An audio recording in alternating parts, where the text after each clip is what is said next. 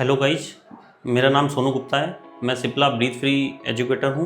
ठीक है, मैं आज आपको सांस की दवाइयाँ लेने में जो मशीनें काम आती हैं उनको कैसे काम में लिया जाता है मैं आज आपको एक्सप्लेन करने वाला हूँ। तो थोड़ा सा देखिए।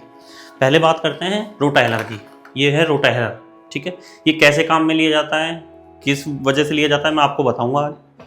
ये रोटाहेलर होता है। ठीक है, इसको खोलने और बंद करने का तरीका ये होता है। कभी खींचेंगे तो खुल जाएगा, बंद हो जाएगा। ठीक है, ये सांस की नली में दवाई पहुंचाने के लिए ये कैप्सूल लिखते हैं डॉक्टर साहब। इसको रोटा कैप बोलते हैं। जब भी कैप्सूल निकालेंगे अपने हाथ सूखे होने चाहिए, ध्यान रखना है। ठीक है, जैसे कैप्सूल निकाला तो डब्बी हाथों बंद कर देनी है। इसमें हमेशा दो कलर आते हैं। सफ़ेद वाला कैप्सूल का हिस्सा नीचे रखना है, ये अपन ने लगा दिया और बराबर तक दबा देंगे। इतना दबाना है कि ऊपर से दिखे नहीं। आधा घुमा के अपन इसको तोड़ लेते हैं। तोड़ लिया, ये टूट गया। आप सीधे बैठ जाएंगे। इसको आप खड़े होके भी कर सकते हैं और बैठ के भी कर सकते हैं। कैसे करना है, सबसे पहले अपन को पूरी सांस बाहर खाली करनी है। लंबी गहरी सांस खींचेंगे, मुंह में अंदर रख के रोक के रखेंगे और फिर नाक से सांस छोड़ देंगे। देखो मैं करके बताता हूँ।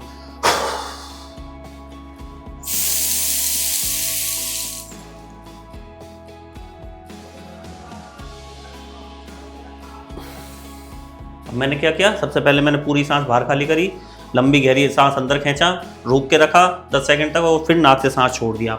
अगर इसमें अपन देखेंगे दवाई अगर बच रही है तो दोबारा से ये प्रतिक्रिया दोहरानी है, नहीं तो अपना कैप्सूल खत्म हो गया। एक कैप्सूल को कम से कम 2 बार खींचना है। जब ये खत्म हो जाता है इसको निकाल के फेंक देंगे। ठीक है, इसको धोने का तरीका क्या है, हर 5वें 7वें दिन धोना है। 7वें दिन जब शाम की दवाई ले लेते हो, आप शाम वाला कैप्सूल ले लेते हो, उसके बाद अपन को दोनों हिस्सों को नल के नीचे रखना है, पानी के झड़काना है और सूखा देना है। इसको गर्म पानी से नहीं धोना, कपड़े से नहीं पोंछना। रात को इसलिए धोना है कि शाम वाली दवाई लेने के बाद धोगे तो आपको सुबह तक सूख के तैयार मिल जाएगी। जब भी काम में ले लेंगे हमेशा इसको बंद करके इसमें रखना है और ये डिवाइस हर 6 महीने में अपन को चेंज करनी होती है। दूसरा रिवोलाइजर। रोटाहेलर के बाद जो दूसरी डिवाइस आई थी अपनी रिवोलाइजर, इसको रिवोलाइजर बोलते हैं। ठीक है, ये भी सांस की नली में दवाई पहुंचाने का एक अच्छा साधन है। इसमें क्या करना आता है, अपन को पूरी मशीन खोलनी है। एरो से एरो मिला लेंगे, पूरी मशीन खुल गई है। वही कैप्सूल सूखे हाथों से अपन को एक कैप्सूल निकालना है, डब्बी हाथों हाथ बंद करनी है। इसमें 2 कलर आते हैं। सफ़ेद वाला कैप्सूल का हिस्सा इसमें भी नीचे रखना है अपन। ये बंद कर देंगे। बंद करेंगे तो कट देने से आवाज़ आएगी, इसका मतलब अपन ने मशीन बंद कर दी है। वही अपन को सबसे पहले सांस बाहर खाली करनी है, लंबी गहरी सांस खींचनी है, रोक के रखना है, फिर नाक से धीरे धीरे सांस छोड़ देंगे। देखिए, मुंह के अंदर रखा,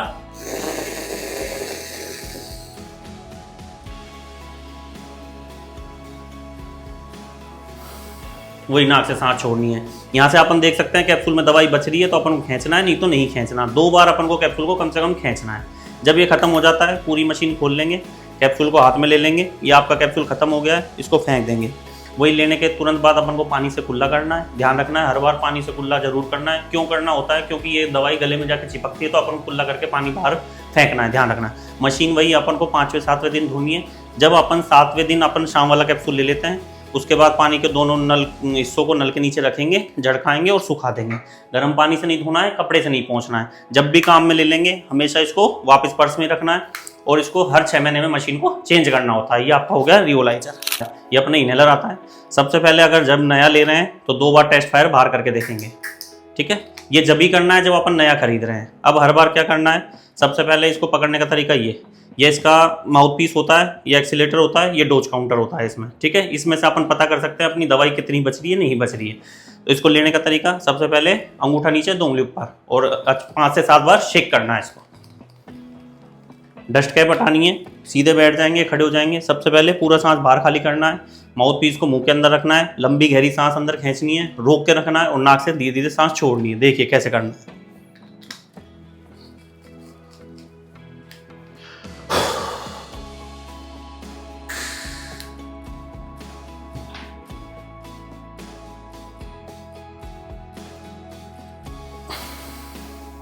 इसको मैंने क्या किया, सबसे पहले पूरा सांस बाहर किया, मुंह के अंदर रखा, कैनिस्टर को दबाया, लंबी गहरी सांस खींची, रोक के रखा 10 सेकंड तक और फिर नाक से सांस छोड़ दिया।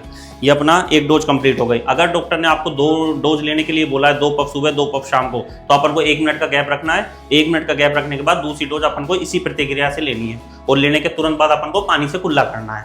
ये डोज काउंटर लगा हुआ है। ये अपने 2 डोज काउंटर में 120 डोज आती है, एक में 200 डोज आती है। 2 तरह के आते हैं। ये खत्म कैसे होता है, जैसे अपन इसमें से 20 डोज कंप्लीट हो जाएगी तो अपना 120 से 100 पे आएगा, 100 से 80 पे, 80 से 60 पे, 40 पे, 20 पे और 0 पे। 120 पे 40 तक एक ग्रीन निशान पे रहता है, जैसे ही ये 40 पे आएगा तो रेड निशान आ जाएगा। इसका मतलब ये होता है कि आपकी दवाई खत्म होने वाली है, आप अपनी दवाई ले लें। और 0 जब ये आ जाएगा तो अपन को इसको फेंकना होता है, दूसरा नया लेना होता है। ये हो गया आपका इनहेलर। बात करते हैं नेजल स्प्रे की। जैसे अपना नाक की एलर्जी के लिए डॉक्टर साहब नेजल स्प्रे लिखते हैं, इस तरह का आता है। सबसे पहले इसको जब अपन खोलेंगे तो एक बार 2 बार टेस्ट फायर बाहर करके देखेंगे, ठीक है। ये तभी करना है जब अपन इसको नया ले रहे हैं, ठीक है। अब अपन को क्या करना होता है, अंगूठा नीचे 2 उंगली ऊपर और अच्छी तरह से शेक करना है 5 से 7 बार। शेक करने के बाद अपन को डस्ट कैप हटानी है। जब भी अपन इसको लेंगे अपनी नाक हमेशा साफ करनी है लेने से पहले, ठीक है। कैसे करना है, ये नाक बंद करनी है, नाक में सीधा डाला, टेढ़ा करके दबाया,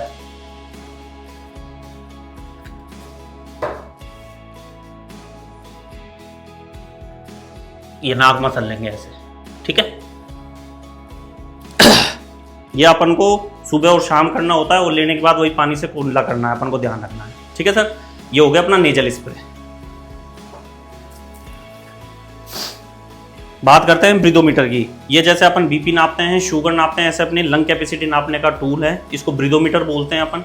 ये डॉक्टर साहब अपनी फेफड़ों की क्षमता नापने के लिए लिखते हैं। ये घर पे मॉनिटरिंग करने का एक अच्छा साधन है। कैसे यूज किया जाता है, इसको माउथ पीस बोलते हैं, इसको स्केल बोलते हैं, इसको 0 पे रखना होता है, ठीक है। काम में कैसे लेना है वो मैं आपको बता देता हूँ।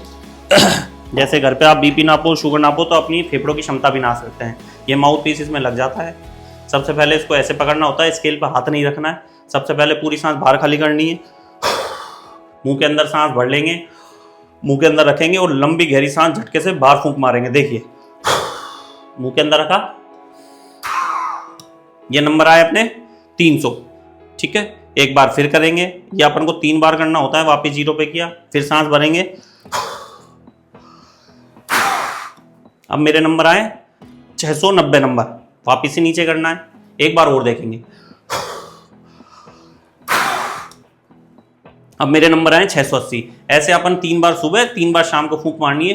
तीनों में जो सबसे ज्यादा नंबर है वो नोट करना है। तो मेरे आए सबसे ज्यादा नंबर कितना आ गए, 690। तो ये मेरे एक्चुअल नंबर है। मेरे नंबर हाइट और एज के अकॉर्डिंग इनमें सबके अलग अलग होते हैं। तो मेरी हाइट और एज के अकॉर्डिंग मेरे 495 नंबर होने चाहिए, 690 आ रहे हैं तो मेरा नॉर्मल है, ठीक है।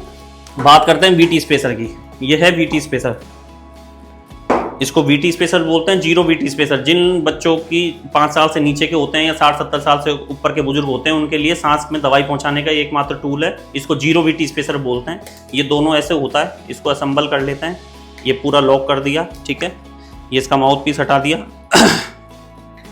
ये आगे होता है न्यू बेबी मास्क, इसको बोलते हैं न्यू बेबी मास्क। ये इसमें अपन सेट कर देते हैं, लगा दिया, ये पूरा सेट हो गया। ये डॉक्टर साहब ने आपको इनहेलर लिख दिया है, मान लो। सबसे पहले अपन क्या करना है, वही नया ले रहे हैं तो 2 बार टेस्ट फायर बाहर करके देखेंगे। ये जब भी करना है जब अपन नया ले रहे हैं। अब क्या करना है, अंगूठा नीचे 2 उंगली ऊपर, अच्छी तरह से 5 से 7 बार इसको शेक करना है। डस्ट कैप हटानी है, ये अपन को इसमें लगा देना है।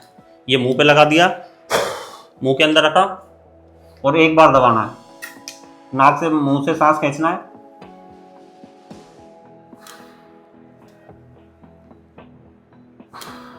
ये अपन को 1 मिनट तक करना होता है। जब अपन इसको अच्छी तरह शेक करके इसमें लगा देंगे, मुंह से सांस खींचना है, रोकना है और नाक से सांस छोड़ना है। ये अपन को 1 मिनट तक करना होता है। अगर पेशेंट को डॉक्टर साहब ने 2 डोज के लिए बोला है तो अपन को 1 मिनट का गैप रखना है। फिर अपन को दूसरी डोज इसी तरह से लेनी है। इसको 0 वीटी स्पेसर, इसको न्यू बेबी मास्क और इसको इनहेलर बोलते हैं, ठीक है। ये सांस की नली में दवाई पहुंचाने का एकमात्र अच्छा साधन है। इसको धोने का तरीका क्या है, 5वें 7वें दिन वही सादा पानी से अपन को धोना है। 7वें दिन जब शाम वाली दवाई ले लेते हो, सादा पानी अंदर डालना है, झकोलना और खोल के सूखा देना है। इसको आप सरफ से साबुन से धो के सुखा सकते हो। कभी भी इसमें गर्म पानी से नहीं धोना, कपड़े से नहीं पोंछना, ध्यान रखना है। अगला बात करते हैं अपन सिंको ब्रीथ। ये जैसे अपन इनहेलर से दवाई लेते हैं, इसमें अपन को दबाना होता है। जैसे ही ये अपन ने दबाया तो दवाई बहते ही बाहर निकल गई, पेशेंट ने ली नहीं ली इसके, तो ये अपना काम कर चुकी है। अब बात करते हैं अपन सिंको ब्रीथ का। सबसे पहले वही अपन को टेस्ट फायर करके देखना है। इसमें पीछे बटन लगा होता है, इससे अपन को टेस्ट फायर करके देखना है। पीछे डोज काउंटर है, ये माउथ पीस होता है। सबसे पहले अपन को क्या करना है, अच्छी तरह से 5 से 7 बार शेक करना है। डस्ट कैप हटानी है, वही पूरी सांस बाहर खाली करनी है, मुंह के अंदर रखना है, लंबी गहरी सांस खींचनी है, रोक के रखना है और नाक से सांस छोड़ना है। इसमें एक अच्छी चीज़ यह है कि इसमें पेशेंट अगर खींचेगा तो दवाई जाएगी, नहीं तो आपकी दवाई सेफ है।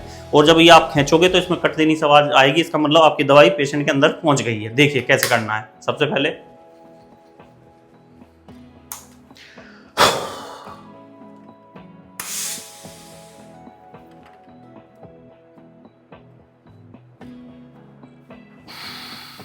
मैंने क्या किया, सबसे पहले सांस बाहर खाली किया, मुंह के अंदर रखा माउथ पीस को, लंबी गहरी सांस खींची, रोक के रखा और नाक से सांस छोड़ दिया।